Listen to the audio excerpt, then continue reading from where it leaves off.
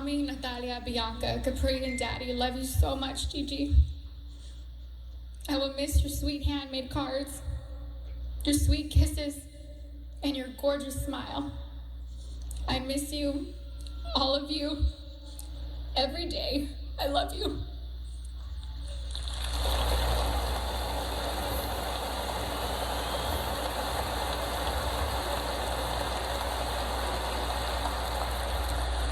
Okay. Oh, for my soulmate.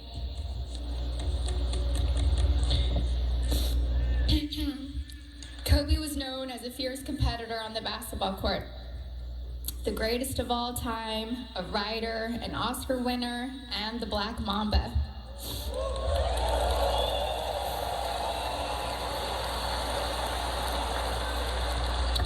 But to me, he was Coco, my boo-boo, my baby, my papi chulo.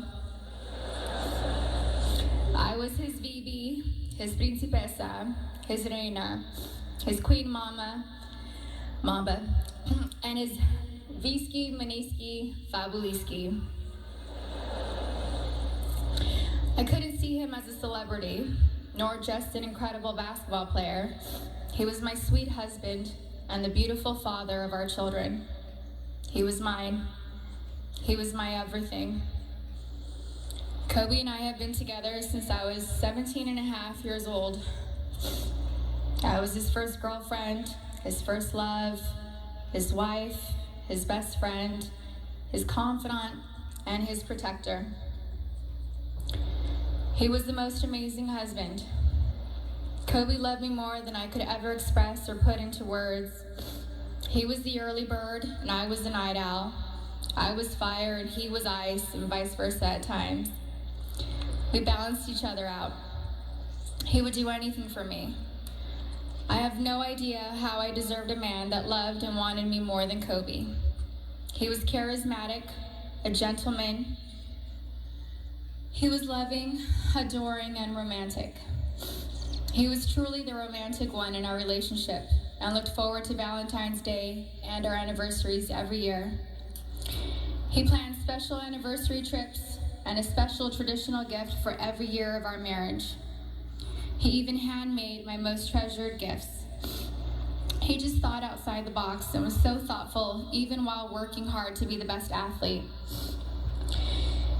He gifted me the actual notebook and the blue dress Rachel McAdams wore in the Notebook movie. When I asked him why he chose the blue dress, he said it was because it's the scene when Allie comes back to Noah. We had hoped to grow old together like the movie. We really had an amazing love story.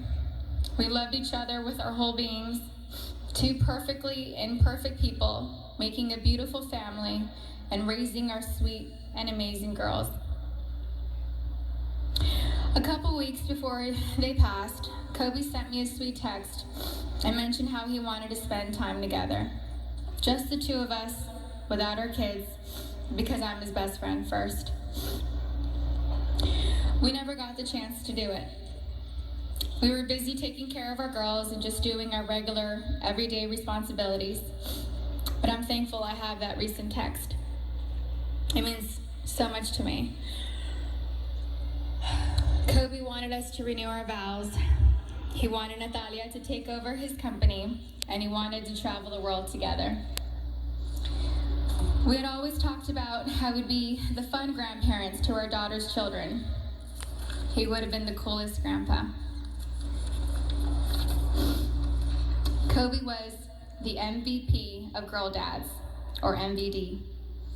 He never left the toilet seat up. He always told the girls how beautiful and smart they are. He taught them how to be brave and how to keep pushing forward when things get tough. And when Kobe retired from the NBA, he took over dropping off and picking up our girls from school since I was at home pregnant with Bianca and just recently home nursing Capri.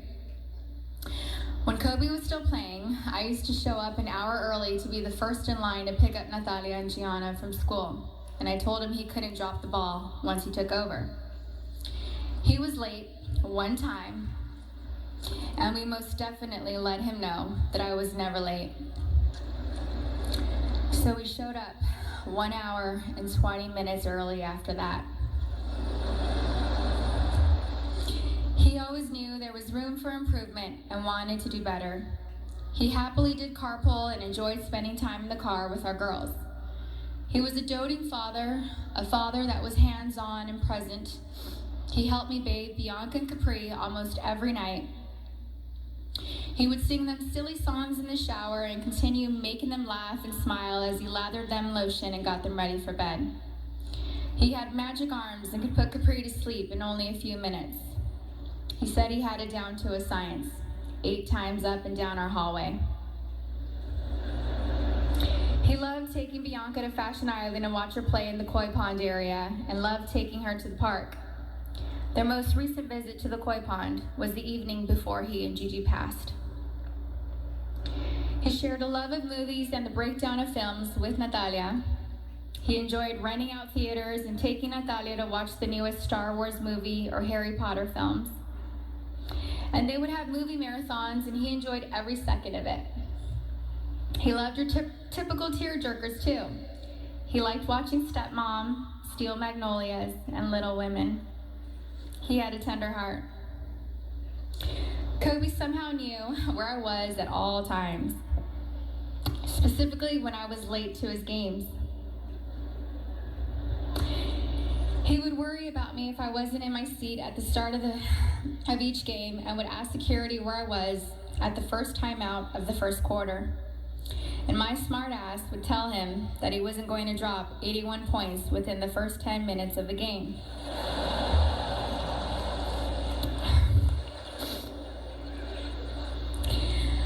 I think anyone with kids understands that sometimes we can't make it out the door on time.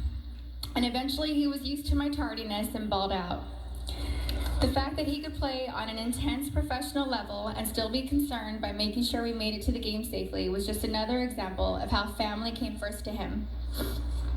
He loved being Gianna's basketball coach. He told me he wished he would have convinced Natalia to play basketball so that they could have spent even more time together. But he also wanted her to pursue her own passion.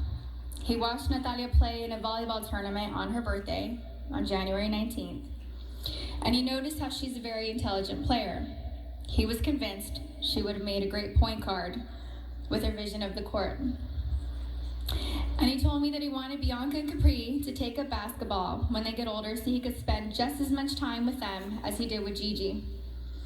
And Kobe always told Bianca and Capri that they were going to grow up and play basketball and mix their ass up. Now they won't have their daddy and sister here to teach them, and that is truly a loss I do not understand. But I'm so thankful Kobe heard Coco say, Dada. He isn't going to be here to drop Bianca and Capri off at pre-K or kindergarten.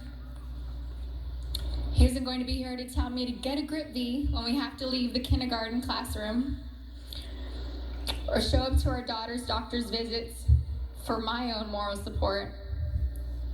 He isn't going to be able to walk our girls down the aisle or spin me around on the dance floor while singing PYT to me.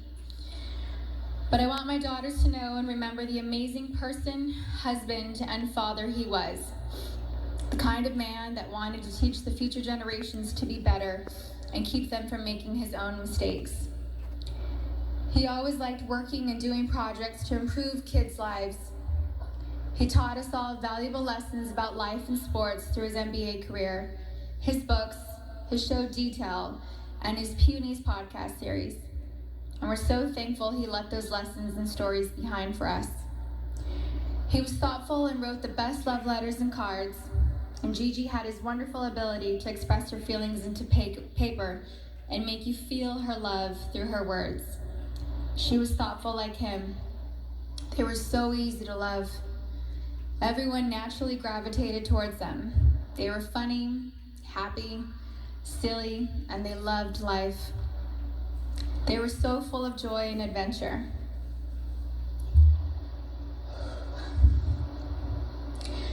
God knew they couldn't be on this earth without each other.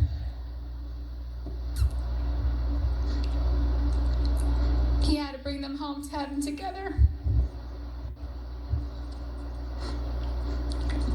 Babe, you take care of our Gigi.